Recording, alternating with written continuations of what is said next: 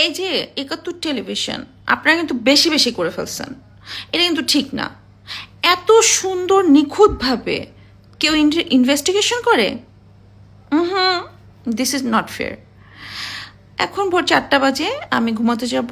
ঘুমাতে যাওয়ার আগে আমি ফেসবুকে স্ক্রল করছিলাম, করতে করতে হঠাৎ এই জুলাই স্মৃতি জাদুঘর নিয়ে একটা ডকুমেন্টারি দেখলাম। তারা একটা ইনভেস্টিগেশন করেছে এটার উপরে।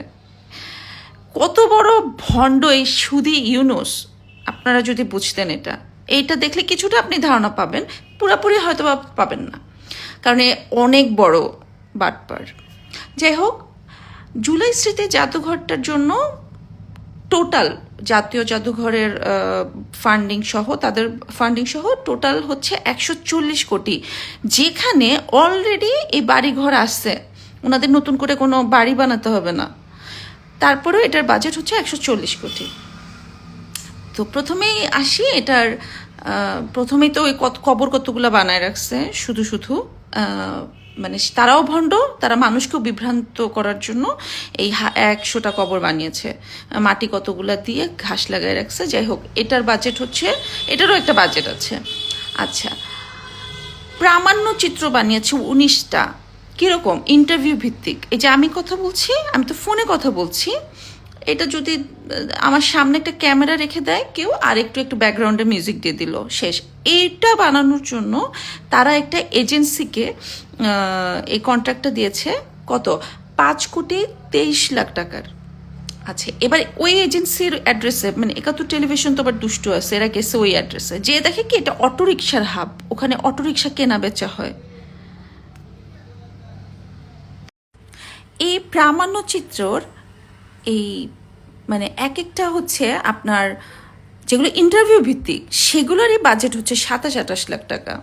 আপনারা যারা ধরেন শুটিং করেন না, সাধারণ মানুষ, তারা হয়তো বা একটু বুঝতে পারবেন না, বাট আমরা যারা শুটিং করে আসছি, কাজ করেছি, আমরা জানি যে একটা মানে এরকম একটা শ্যুট করতে কত টাকা লাগতে পারে। তার উপর আবার কিন্তু আপনারা শাকিব খানকে দেখতে পারবেন না।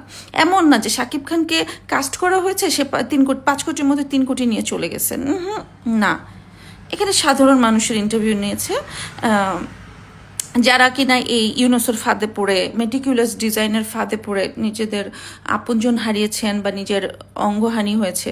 সো এইরকম রিলেটেড ইন্টারভিউগুলোই তারা ২৭-২৮ লাখ টাকা বাজেট করেছে। ভাবেন, চিন্তা করেন খালি।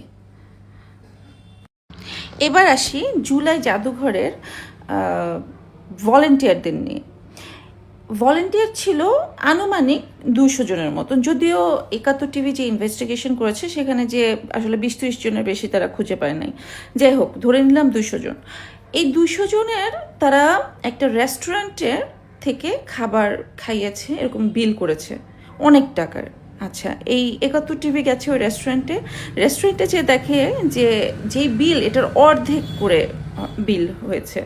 মানে এই কমিটি যে ছিল তারা ডাবল টাকা শো করেছে। আর এই টাকাটা যে পেমেন্ট করেছে সেটা সেই অ্যাকাউন্ট নাম্বারই এই রেস্টুরেন্টের না। তাহলে এই টাকাটা, মানে এই টোটাল টাকাটা তাহলে কার অ্যাকাউন্টে গেল?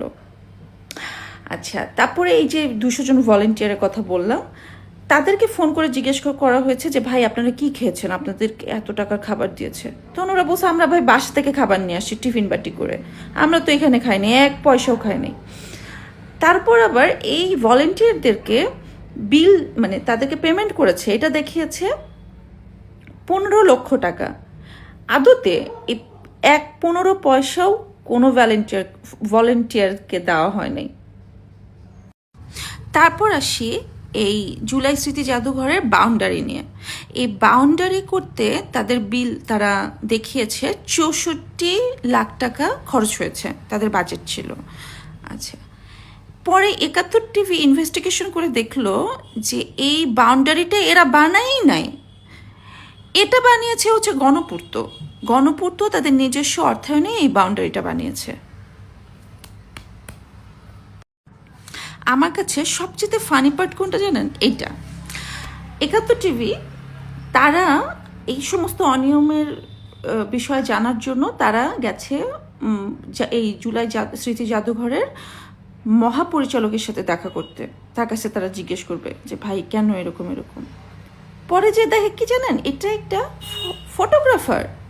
যে এই মানে চেয়ারে বসতে হলে ন্যূনতম যোগ্যতার প্রয়োজন একজন যুগ্ম সচিব।